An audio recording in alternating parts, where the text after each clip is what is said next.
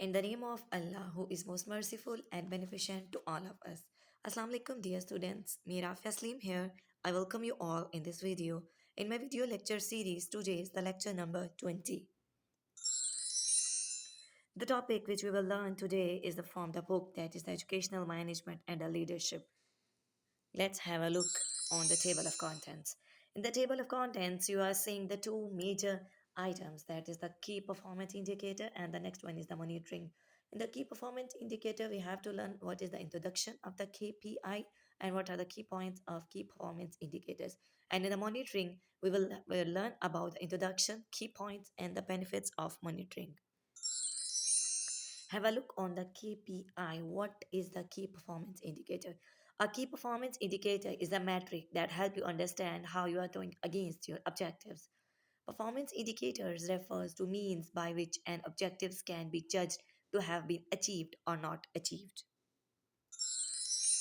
Key performance indicator, as you know well, the abbreviation of the key performance indicator is the KPI. We can say that the KPI are not fixed for all types of organizations. Rather, they may differ from one institution to another institution. They depend upon the type of objectives and goals for a certain organization.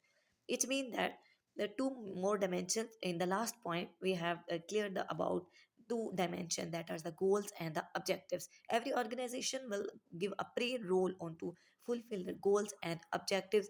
That's why their performance indicator will be achieved. And the next one is the monitoring.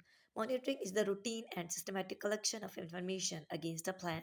The information might be about activities, products, or services. Users are about outside factors that affecting the organization or a project. And dear students, if you are new and you are not have subscribed the channel, then just subscribe it first and hit the like button as well and press the icon.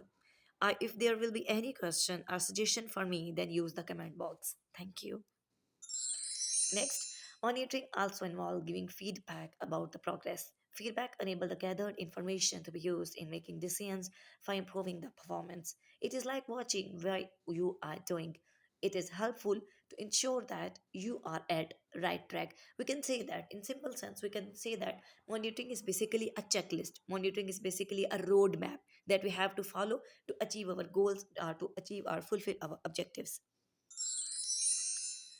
Have a look on the slide.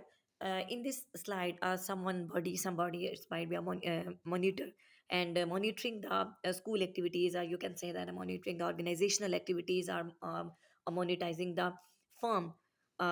He can be and each and everything monitor visually, and the ways of the observing the monitoring will be different. And the person that is monitoring the situation, they use the which objective or which goal you have to achieve, and then he planned his task according that what measures or what track is used for to objective the activities of the other person. Benefits of monitoring. Number one, analysis of situation of the teaching learning process. Number two, determining whether the inputs in the process are utilized. In the second point, inputs mean the objectives. Objectives are well utilized or objectives are achieved or not. Third point, identifying the problems and finding their solutions. And the last point, it is helpful to ensure that you are at right track. And the other slide, ensuring that all activities are carried out properly by the right person, ensuring that all activities are carried out properly well in time, using results of one project, or you can say that the study situation experiences on to another. And the last point is determining whether the project was planned in an appropriate way or not. Okay, thank you so much. Thanks for listening. Okay, Allah Hafiz. Fi amanillah.